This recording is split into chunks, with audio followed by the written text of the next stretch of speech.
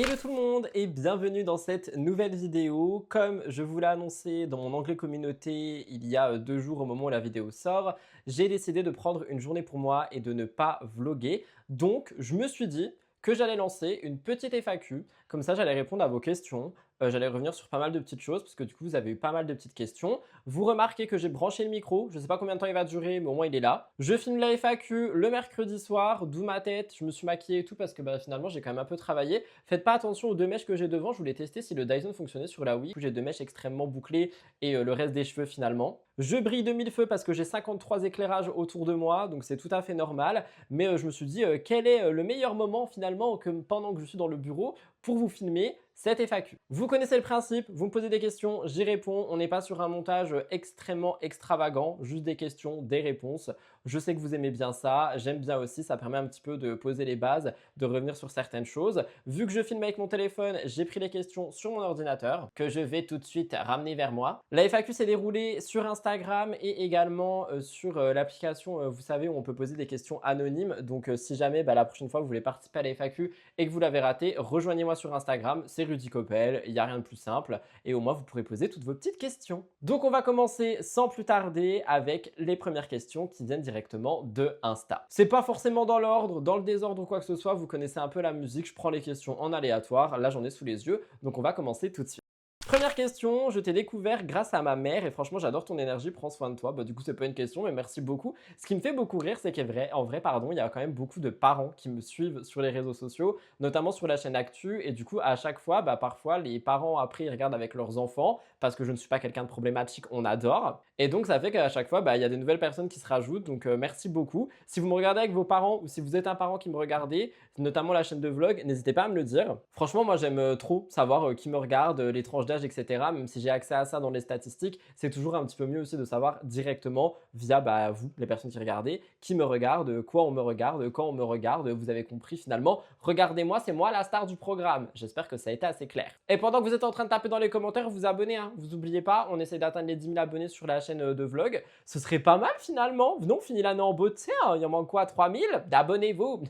Est-ce que des marques ont réagi négativement à ton contenu transparent sur les collabs? J'ai trouvé cette question super intéressante. Attendez, je m'installe. Étant donné que si vous avez suivi, j'en ai parlé dans le dernier vlog du coup, où je vous racontais un petit peu ma collaboration avec une marque de boisson en expliquant tout comme ça se passait, c'est-à-dire le fait que j'avais un fixe, mission, etc., etc., que j'avais voulu négocier mon contrat parce que je travaille avec cette marque et que de base c'était basé sur des nouveaux clients, sauf que du coup c'est un peu plus compliqué, n'hésitez pas à aller voir la vidéo en question. Et c'est vrai que j'ai trouvé la question intéressante parce qu'on peut se demander, est-ce qu'il y a des marques qui entre guillemets m'en veulent ou réagissent négativement au fait que je suis transparent sur mes collabs avec vous. Je répète et je l'ai dit du coup dans la vidéo, pour moi c'est ultra important d'être transparent sur la manière dont mes collaborations fonctionnent parce que justement je trouve que c'est honnête au moins, donc je vous dis la vérité, je vous dis comment ça fonctionne pour moi, pour vous, pour la marque, etc. Et je trouve que c'est la manière la plus honnête en fait de travailler sur les réseaux sociaux, notamment quand on a des partenaires. Je rappelle aussi que je ne fais pas du tout énormément de collaborations. À l'année, j'ai 2 partenaires actuellement. Il y en a un qui restera forever and ever et le second dont je vous ai parlé dans la dernière vidéo qui lui risque un petit peu de sauter en fonction de comment les choses vont évoluer parce que justement je dois ramener des nouveaux clients, etc. Et j'en ai déjà parlé, du coup n'hésitez pas à aller voir la vidéo en question. Et pour répondre, j'ai eu aucune marque qui a réagi négativement à ça parce que généralement quand je fais une collaboration, donc plutôt quand j'ai un partenaire longue durée comme là c'est le cas avec ces 2 enseignes, je discute au préalable avec ces personnes, on a des calls, on a des visios, etc. Et j'explique directement la manière dont je fonctionne. Notamment quand je fais ces collabs, c'est surtout sur la chaîne de vlog. Et pour moi, il est ultra important d'être transparent en fait. Enfin, je sais pas, pour moi, c'est la base. Et je sais qu'en tant que consommateur et que viewer, si jamais je cède à une collaboration, si jamais je veux acheter un produit que j'ai entendu, dont j'ai entendu parler via une personnalité, etc. C'est vrai que je dis énormément, etc. Il y a quelqu'un qui m'a fait remarquer ça en mode j'ai un tic de langage, mais je le dis tout le temps. J'avoue que j'aime bien savoir exactement comment ça se passe. J'aime bien voir la personne qui est transparente. Et du coup, quand je travaille en tant que créateur de contenu avec des collaborations, bah, je me mets aussi à la place des personnes qui regardent et bah, c'est pour ça que je préfère être transparent en fait tout simplement et donc j'ai jamais eu, de retour négatif sur ça, bien au contraire, notamment avec la marque de boisson. J'ai pas envie de tout citer parce que sinon je vais écrire publicité partout et c'est pas le but. Je sais que la personne, qui me gère regarde les vlogs et que c'est pour ça d'ailleurs qu'elle m'avait, contacté et justement elle aimait bien, elle aime toujours, j'imagine, le côté, authentique, que je présente dans les vidéos et donc pardon, je pense que c'est aussi pour ça que j'ai pu être «sélectionné» entre guillemets. Voilà. Donc pas de retour négatif et si jamais il y en a, bah, croyez-moi que j'arrête les collabs avec les partenaires parce que ma manière de travailler et mon image, c'est plus important que générer de l'argent, via des collaborations. Parce que justement, je vais y revenir après, il y a beaucoup de gens qui pensent que, je vis beaucoup, beaucoup grâce aux collabs et on va y revenir, dans quelques minutes. On n'en peut plus de la chaleur, j'espère que ton absence today ne veut pas dire que tu vas mal. Alors pas du tout. C'est vrai que j'ai reçu beaucoup de messages du coup parce que, bah, je suis de retour en story sur Insta donc je partage beaucoup et quand j'ai dit, «Moi je prends une journée off», il y a eu beaucoup de retours en mode, «J'espère que tout va bien, que tu vas pas mal, la santé mentale et cetera et cetera. Peut-être que tu es tombé malade et tout ça». Pas du tout. En fait, je me suis juste levé, du coup ce matin et j'étais en surplus en fait et je me suis dit: «Écoute ta commu» parce que vous me le dites souvent, «Rudy, prends des pauses», tu vois? Et du coup, quand je me suis réveillé, que j'ai vu que j'étais dans cet état de, bah, j'ai pas l'envie en fait, j'arriverai pas à créer aujourd'hui, je me suis juste dit: «Prends du recul et ne bosse pas. Passe ta journée et tu verras bien, peut-être que ça reviendra dans la journée». Le fait est que du coup, j'avais vraiment besoin juste d'une grosse journée de repos et que là, ce soir, bah, j'ai un pic d'énergie et de créativité et c'est pour ça que du coup, j'ai, enregistré des contenus pour ma chaîne principale, que là, je vous filme cette FAQ, que je suis un petit peu en train de tout gérer ici et là et que je risque même de faire un live actu après. Donc voilà. Donc non, ne vous en faites pas, tout va très bien. Juste j'ai décidé de m'écouter et de vous écouter aussi quand vous arrêtez pas de me dire: «Rudy, prends des pauses, on sera toujours là». Parce qu'il est quand même très vrai que je me mets énormément de pression sur le fait de sortir des contenus, d'être toujours présent et tout et je prends littéralement jamais de pause. Donc je pense que maintenant je vais m'écouter et qu'à chaque fois que je ressens le besoin de prendre une pause, je le ferai, tout simplement. Comme c'était le cas ici du coup. Comment tu arrives à trouver des astuces pour passer le cap d'une dépression? Merci du partage. Alors, j'ai trouvé cette question très touchante. Déjà, je te souhaite évidemment bah, tout le positif. J'imagine que tu traverses une période compliquée. Cependant, je ne peux pas répondre à cette. Premièrement, je n'ai pas forcément d'astuces. Chacun traverse des épisodes dépressifs ou une dépression de manière totalement différente. Il y en a qui vont se faire aider médicamentalement, ça ne veut rien dire. Il y en a qui vont se faire aider avec des médicaments via des professionnels et tout. Il y en a pour qui ça va pas du tout être le cas. Il y en a qui vont gérer justement en mettant sous le tapis et puis finalement en se prenant une claque plus tard. Donc en fait, j'ai pas d'astuce. Le seul truc que je peux vous conseiller, c'est d'aller voir un médecin ou un psychologue si jamais vous le pouvez, parce que je sais que c'est cher. Après, je sais qu'il y a des centres qui sont gratuits, mais les rendez-vous sont aussi un petit peu plus longs à avoir et tout. Mais en tant que personne comme ça sur les réseaux, je peux pas vous donner de conseils et d'astuces par rapport au fait de traverser une dépression ou un état dépressif. Je trouve que c'est pas forcément mon rôle ni ma place et que ce serait super déplacé de le faire. Mais en tout cas, je le répète, si jamais vous avez bah, ce genre d'épisode qui arrive, si jamais vous ne vous sentez pas bien, essayez de vous rapprocher de professionnels de santé qui, eux, pourront bah, vraiment vous aider plus que des créateurs de contenu qui n'ont pas forcément les moyens, les outils et les clés pour vous aider sur ce genre de sujet. Mais en tout cas, encore une fois, je t'envoie plein de bisous et j'espère que ça ira. As-tu de nouveaux projets pro en préparation? Non, j'aimerais juste reprendre mon podcast, si c'est possible, genre sans artifice. T'es où mon frère? On a fait un décor et 100 balles dans le décor et j'ai disparu du jour au lendemain. Donc à part reprendre le podcast et le développer parce qu'en fait tous les projets pro que j'ai en vision, donc c'est-à-dire que j'ai beaucoup de vision pour l'avenir par rapport au podcast, j'ai vraiment beaucoup de choses par rapport à ça et je le mets pas en place. C'est-à-dire que vous vous rendez pas compte, mais j'ai des rushs d'une vidéo qui n'est pas monté et qui ne sortira pas pour le moment, qui s'appelle The Project. Si vous étiez là il y a un moment, vous vous en rappelez. Et en fait, autour du podcast, j'ai pas mal de choses que j'ai envie de réaliser, mais le temps que je sors pas d'épisode et que je nourris pas sans artifice, que ce soit le compte Instagram, le compte TikTok, la chaîne YouTube, bah en fait, je ne peux pas avancer sur ça. Donc, il faut que je retrouve l'énergie d'enregistrer des podcasts, de vous sortir des podcasts et d'être de retour dans cet univers pour pouvoir développer les projets pro que j'ai en tête. Donc, je peux pas trop répondre à la question. Parce que j'ai pas envie de faire le gars qui est en mode ouais, je prépare des trucs, vous verrez ça bientôt, alors que ça se trouve, ça va sortir dans 6 ans, t'as vu? Et en même temps, j'ai pas envie de vous dire non parce que ce serait mentir. Donc voilà, je réponds sans répondre. Ça fait un peu teasing, teaser et tout ça, mais je sais pas quoi dire d'autre et j'avais quand même envie de répondre à la question. Pourquoi ne pas demander une collaboration avec le matcha que tu aimes? C'est très très drôle ça. Je pense que vous parlez de la marque Noka Matcha dont je parle régulièrement sur YouTube, sur Insta et tout ça. Parce que en fait, je me sens pas légitime et à l'aise de leur envoyer un mail en mode venez on fait une collab, sachant qu'ils m'ont déjà envoyé régulièrement des produits gratuits. que je les partage souvent, que je suis en contact avec les personnes qui gèrent la marque et tout, en fait, je me sentirais pas à l'aise. Je me sentirais ultra gêné de dire voilà, venez, on travaille ensemble, je sais pas, un code promo pour vous, peu importe, sans forcément être rémunéré, tu vois, genre des produits offerts et vous avez un code promo. Je me sentirais mal à l'aise parce que s'ils me disent oui, j'aurais l'impression que c'est parce qu'ils n'ont, entre guillemets, pas le choix, vu qu'ils savent que je parle beaucoup d'eux, qu'ils savent qu'on est en contact, qu'on se connaît et tout, et qu'ils m'ont déjà envoyé des produits gratuits. En fait, je sais pas, je trouverais que c'est pas authentique cette démarche de ma part. Par contre, si eux viennent me contacter, évidemment que je dis oui. Peu importe le type de collab, que ce soit gifting, code promo, rémunéré, tout ce que vous voulez, lien traqué, peu importe, je m'en fous. Un rêve, genre franchement un rêve. Déjà les produits gratuits de leur part, c'était un rêve. Bah alors si en plus un jour j'arrive à littéralement avoir une collaboration avec eux, mon rêve sur terre. Mais j'avoue que de mon côté, je demande certaines fois à certaines marques des produits gratuits. Dont des fois je vous parle, des fois je vous parle pas parce que ça plaît pas et tout ça. Donc des fois il y a des petites collabs comme ça que vous voyez sur Insta et sur les réseaux. Mais j'avoue que Noka Matcha, j'ose pas trop. Parce que comme je viens de le dire, je me sentirais extrêmement gêné si c'est un oui. Et j'aurais vraiment l'impression que c'est un oui forcé, vous voyez ce que je veux dire? Donc j'avoue que je préfère ne pas le faire. Voilà la réponse à la question. Parce qu'on me la pose quand même. Pas de question, prends juste soin de toi. Merci beaucoup. Et vous aussi, prenez soin de vous avec cette chaleur, aussi en général. Prenez soin de vos proches. Enfin voilà quoi, la vie, la base, on adore. Donc ça, c'était le côté Instagram. On va passer aux questions anonymes. Et vous connaissez les questions anonymes.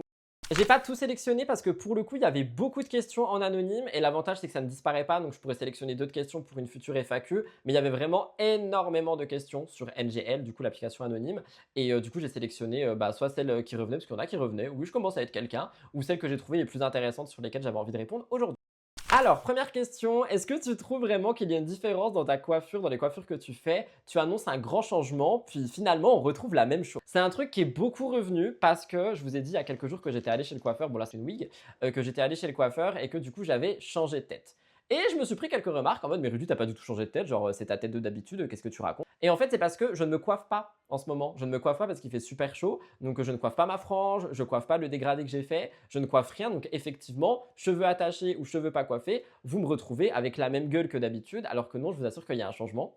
Donc si jamais vous n'avez pas suivi, je ressemblais à ça et maintenant je ressemble à ça quand je suis coiffé. Donc je trouve quand même qu'il y a un changement en termes de coupe, en termes de franges, en termes de petits dégradés effilochés, tout ça. C'est juste que pour le moment je me coiffe pas, donc ça se verra peut-être un peu plus tard et c'est pour ça que de base je voulais changer de tête en automne-hiver pour être sûr de me coiffer. Et du coup, c'est encore moins visible maintenant que je reporte certaines perruques pour des tournages et tout, parce que ça m'avait manqué. D'ailleurs, on va y revenir dans un instant, parce que je me suis pris une belle remarque évidemment en anonyme. Donc voilà, donc c'est vrai que ça se voit pas du tout, mais si, je vous assure qu'il y a eu du changement quand même, et que même moi, quand je suis sorti du coiffeur, je me suis dit, ah ouais, j'ai coupé en fait. Genre, j'ai coupé. C'est la première fois de ma vie que je me dis, oh waouh, j'ai coupé les cheveux. Parce que généralement, genre, je vais couper les pointes et tout, et je comprenais jamais, notamment, je vais dire les nanas, parce que généralement, je dis bien généralement, hein, je suis pas une nana et pourtant ça m'est arrivé. C'est les filles que quand elles vont chez le coiffeur et qu'elles coupent à peine ça, là, genre ça, elles sont en mode oh my god, j'ai plus de cheveux et tout. Bah franchement, quand je suis sorti du coiffeur, j'étais vraiment en mode oh putain, j'ai plus de cheveux. Alors que si, juste j'en ai un peu moins quoi. Voilà. Contrairement à des créateurs de contenu comme Aquababe par exemple, qui ne semblent pas être en contact avec les personnalités médiatiques dans tes contenus, enfin de te parler dans tes contenus, est-ce vraiment le cas? D'où te viennent tes infos? Deux questions dans la question, je vais répondre d'abord à la deuxième. Mes infos, parce que justement, comme tu le dis si bien, je ne suis pas Aquababe, je ne suis pas un blogueur, je ne suis pas là pour sortir des scoops, ou balancer des couples, ou machin et bidule, donc je parle vraiment dans mon contenu actualité. Donc mes infos viennent de choses qui sont déjà sorties et qui sont publiques. Donc je peux parler notamment du magazine Public, il y a Star Mag, aussi, Télé Loisirs, plein de magazines comme ça qui sont disponibles en ligne, il y a aussi les stories Instagram des candidats directement, etc. etc. Et du coup, voilà, ça vient de là, donc ça vient vraiment d'informations qui sont déjà sorties, qui sont déjà en ligne. Donc je ne suis vraiment pas dans la catégorie blogueur, je sors des scoops, je sors des infos, je sors des machins, je sors des bidules. Je suis vraiment dans la catégorie chroniqueur qui parle déjà de trucs qui sont déjà en ligne, déjà, etc., etc. Donc ça, c'est la première partie de la question. Deuxième partie de la question, est-ce vraiment le cas que tu sembles pas du tout en contact avec des personnes médiatiques? Alors ça, c'est vrai que j'en parle beaucoup dans mes contenus actu, notamment les lives, j'en parle un peu moins ailleurs, mais si, je suis en contact avec une bonne partie du gratin de la télé-réalité. Juste, je déteste exposer les relations que j'ai, les personnes avec qui je parle, les personnes avec qui je m'entends, les personnes avec qui je ne m'entends pas, parce que je l'ai fait au tout début Et en fait, après, la vie des gens, il est biaisé. C'est-à-dire que si tu dis que tu t'entends bien avec quelqu'un qui est soit moins apprécié, soit apprécié, bref, on s'en fout. Quand tu dis un truc positif sur cette personne, c'est cette personne t'a payé, voilà, vu que tu t'entends bien avec elle, bah, du coup, tu comptes pas la détruire, etc. Alors que déjà, je détruis personne, mais bon, vous avez compris. Et quand tu n'aimes pas quelqu'un et que tu le dis, c'est un peu la même chose aussi. Et du coup, ce qui est assez contradictoire et drôle à la fois également, c'est que bien parfois je parle négativement de personnes avec qui je m'entends bien et parfois je parle positivement de personnes avec qui je ne m'entends pas et du coup les gens ne le voient pas et ils pensent se faire leur avis eux-mêmes. Donc voilà. Est-ce que tu vis à 100% de tes contenus en ligne et de tes collabs? Je vis à 100% de mes contenus en ligne et les collaborations, c'est des revenus qui sont supplémentaires que je mets principalement de côté ou que j'essaye de réinjecter dans certains contenus, dans voilà, des décors, etc., etc. Mais je vis principalement des créations de contenu en ligne, donc des publicités qui sont sur YouTube, sur Twitch, il y a les subs et sur TikTok aussi maintenant, c'est un petit revenu. Et tout ce qui est les collaborations avec mes partenaires, c'est vraiment un surplus finalement qui me permet de faire des économies, de mettre de côté et tout ça. Et c'est pour ça que je voulais répondre à ça. Après, il faut savoir que ça n'a pas toujours été le cas. Genre au début, j'avais des aides de l'État aussi, comme un peu tout le monde prise. Et au fil du temps, j'ai eu de moins en moins d'aides de l'État parce que j'ai gagné de plus en plus de sous avec mes créations de contenu. Et maintenant, je suis arrivé à un stade où c'est vraiment stagné. Sauf quand il y a vraiment des grosses polémiques, des buzz et qu'il y a des vidéos qui percent entre guillemets. Sinon, j'ai généralement toujours les mêmes revenus tous les mois, que ce soit soit de la création de contenu, soit des collaborations. Et si jamais je veux gagner un peu plus, bah, je poste un peu plus sur TikTok aussi, je fais des lives supplémentaires, enfin vous avez un peu compris la musique. Et si jamais bah, je ne le fais pas, bah, juste je mets revenus stables le temps que je poste mes contenus en temps et en heure. Je pense que c'est pour ça aussi que j'ai une certaine pression, mais je pense que la pression, je me la mets sur. Arrête les perruques, c'est ridicule, hein. Mais moi, si j'aime bien, on va pas refaire le même coup de gueule que dans le dernier vlog. Si j'aime bien, voyons, en ce moment, j'ai envie de retourner dans ce full face, les perruques, etc., etc. Donc, bah voilà quoi, moi j'aime bien, c'est tout. Pourquoi est-ce que les gens sont méchants avec moi comme ça, avec mes perruques? Vous me trouvez vraiment ridicule? Oh, c'est triste quand même. Je vais aller pleurer, voyons. En vrai, juste laissez les gens vivre. Je vous fais pas de mal avec mes faux cheveux. Et oui, ils sont synthétiques. Et oui, je les pose mal. Et oui, machin. Et oui, bidule. Mais moi, j'aime bien. J'adore le fait d'avoir des cheveux longs, de pouvoir jouer avec et tout. Donc, voilà quoi. C'est tout. Faut arrêter de chercher midi à 14h et de casser les couilles aux gens. Pardon, je m'énerve un peu. Comment s'est passée la première rencontre Blue Orson? C'est une très très bonne question et je crois que j'ai jamais répondu. Alors il faut savoir que Orson a toujours été habitué aux chiens parce que bah, il a eu éteint mon ex, dont on parlera à la fin de cette vidéo. Et bah, faut savoir que Blue et Orson s'entendent trop bien. Ils passent leur vie à se faire des câlins, à se lécher, à jouer ensemble. Blue aime bien mettre le chat dans sa bouche, le chat aime bien sauter sur le dos du chien. Donc vraiment, ils s'entendent très très bien. Et au niveau de la première rencontre, bah, c'est Orson qui terrorisait Blue parce que Blue c'était un petit bébé et Blue c'est un chien qui est extrêmement peureux d'absolument tout. Et Orson, en fait, au tout début, il est vraiment en mode c'est chez moi, c'est ma loi, tu vas suivre ma loi si jamais tu veux survivre dans cette maison. Et en fait, au tout début, il y avait, je sais pas si je les ai encore, mais il y avait vraiment des moments où Orson il allait tapoter Blue, mais vous savez, genre comme quand il veut se battre, pour lui montrer que c'était vraiment chez lui et tout. Et du coup, Blue il se soumettait à Orson. Enfin, franchement, très très drôle, mais ça s'est toujours très bien passé. Orson s'entend avec tous les chiens du monde. Il a plus de mal avec les chats. Quand on avait un autre chat, c'est vrai qu'il comprenait pas trop au début parce qu'il est vraiment habitué aux chiens. Et du coup, bah, ils s'entendent bien. Il n'y a aucune bagarre jamais. Ils dorment ensemble, ils vivent ensemble, ils mangent ensemble, ils se grimpent dessus ensemble. Ils font tout ensemble finalement. Ce sont des bros, une bromance. Selon toi, les réseaux sociaux sont-ils un tue-l'amour ou un tue-l'amitié ou au contraire un booster pour faire des rencontres amoureuses ou amicales? Y a-t-il une tranche d'âge plus appropriée pour faire des rencontres via les applis ou pour toi, peu importe l'âge, on a sa chance à tout âge. Alors déjà pour le côté application de rencontre, je pense qu'on a sa chance à tout âge, mais faites vraiment attention avec les applis, parce que j'entends des trucs absolument dingues à chaque fois. Enfin, n'allez pas chez n'importe qui, n'importe comment, donnez votre localisation quand vous allez en date, franchement juste la base. Là. Et est-ce que les réseaux sociaux sont un tue-l'amour ou un tue-l'amitié ou l'inverse? Côté amour, je sais pas et j'ai pas envie de savoir, j'ai pas envie de me rapprocher de quelqu'un via les réseaux sociaux. Par contre, côté amitié, je me suis fait quelques copines et copains via les réseaux sociaux avec qui je parle régulièrement, tous les jours, sur Snapchat, en SMS, tout le temps, etc. Donc j'avoue que côté amitié, ben, je trouve que ouais, moi je trouve qu'il y a des personnes que voilà, j'aime beaucoup maintenant et ça m'a vraiment permis de me faire des belles rencontres. Donc je trouve que sur ce côté-là, c'est bien, mais après il faut faire attention aussi à qui tu peux avoir confiance et tout. Mais côté amour, j'avoue, j'en ai aucune idée et j'ai vraiment pas. Si tu avais une baguette magique qui te permettait de devenir une fille avec tout ce que ça implique physiquement, socialement, biologiquement, est-ce que tu accepterais? Eh bien, la réponse est non.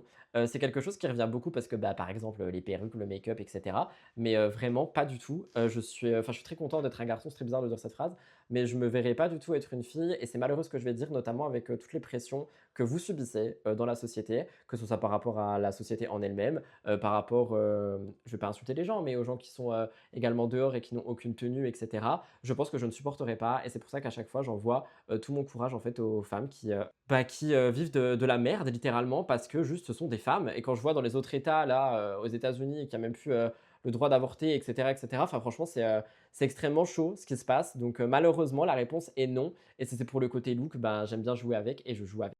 Et enfin, je termine avec cette question. Tu ne vois plus Elliot depuis un moment? Vous avez décidé de couper les ponts? Vous êtes vraiment intrusif dans cette vie avec moi et mon ex tout le temps. Quand je le montre, on se remet ensemble. Quand je le montre pas, on a coupé les ponts. Il n'y a rien qui a changé. Il n'y a rien qui a changé. Juste, je vlog un peu moins ces moments-là. Mais non, non, on se voit toujours régulièrement. On se parle tous les jours au moins une fois, que ce soit pour le taf, pour le perso ou peu importe. Tout va très bien. Il n'y a pas de coupage de pont. Mais par contre, je le précise quand même, si un jour je coupe les ponts avec cette personne ou couper les ponts avec moi, pour quelle que soit la raison, que ce soit temporaire ou définitif, sachez que je ne le dirai pas. Je ne le dirai absolument pas parce que je trouve que ça n'a pas sa place sur Internet et que j'ai déjà, par mégarde, beaucoup trop médiatisé la rupture tout en sachant que vous savez qui il est. Vous voyez ce que je veux dire? C'est-à-dire que si c'était quelqu'un d'anonyme et qu'on ne savait pas, bah, je m'en serais un peu plus foutu aujourd'hui d'en avoir parlé. Mais là, je trouve que j'ai beaucoup trop montré et que du coup, bah, c'est pour ça aussi qu'il y a beaucoup de personnes qui sont extrêmement intrusives sur ce sujet. Mais en tout cas, non, pour le moment, toujours dans ma vie. Voilà, juste je ne filme pas tout et je ne montre. Voilà tout le monde pour cette petite FAQ. J'espère sincèrement qu'elle vous a plu. Si c'est le cas, n'oubliez pas de liker, commenter et vous abonner. Si vous avez d'autres questions, rejoignez-moi sur Instagram. Je fais des FAQ quand même assez régulièrement parce que vous avez souvent des questions vu que je partage beaucoup en vlog. Donc n'hésitez vraiment pas.